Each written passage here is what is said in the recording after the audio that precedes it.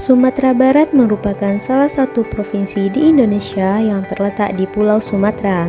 Sumatera Barat memiliki luas daratan 42.297,30 km persegi dengan jumlah penduduk 5.283.163 jiwa.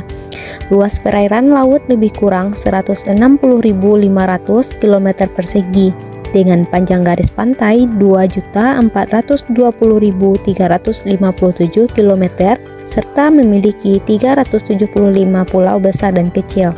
Sumatera Barat memiliki 4 gunung api aktif, yaitu Gunung Merapi, Gunung Talamau, Gunung Talang, dan Gunung Kerinci, serta memiliki 4 danau besar, yaitu Danau Singkara, Danau Maninjau, Danau di Ateh, dan Danau di Bawah. Sumber daya air yang melimpah dengan jumlah sungai sebanyak 254, 9 satuan wilayah sungai atau SWS, yaitu 4 SWS utuh dalam provinsi dan 5 SWS lintas provinsi. Di samping keindahan yang dimiliki oleh Sumatera Barat, tidak menutup kemungkinan terjadinya bencana.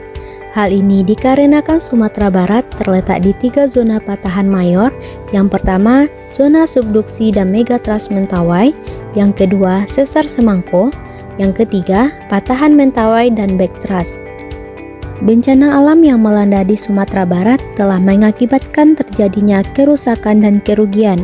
Namun demikian, data kerusakan dan kerugian tersebut belum terdata dengan baik, sehingga penanganan pasca bencana menjadi kurang maksimal karena tidak semua sektor dapat tertangani. Untuk memudahkan dan mempercepat pendataan kerusakan dan kerugian akibat bencana, perlu dilakukan pengkajian kebutuhan pasca bencana atau yang disebut dengan Jitupasna. Jitupasna merupakan suatu rangkaian kegiatan pengkajian dan penilaian akibat, analisis dampak, dan perkiraan kebutuhan akibat bencana.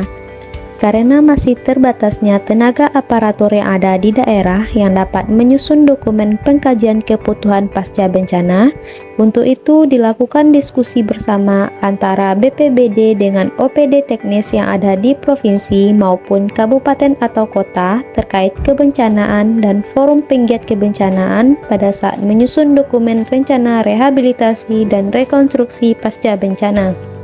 Dengan pengkajian kebutuhan pasca bencana atau Jitupasna, pola pikir yang sebelumnya hanya tertumpu pada OPD teknis tertentu saja berubah menjadi tugas seluruh OPD sesuai sektor dan tugas pokok dan fungsinya, dengan membentuk tim pengkajian kebutuhan pasca bencana dalam menyusun penilaian kerusakan dan kerugian akibat bencana.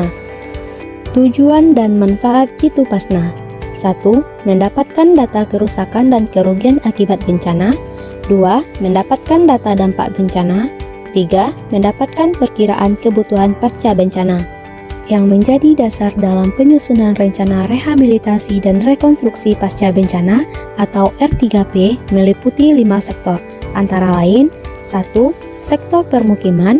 2. Sektor infrastruktur. 3. Sektor ekonomi. 4. Sektor sosial. 5. Lintas sektor.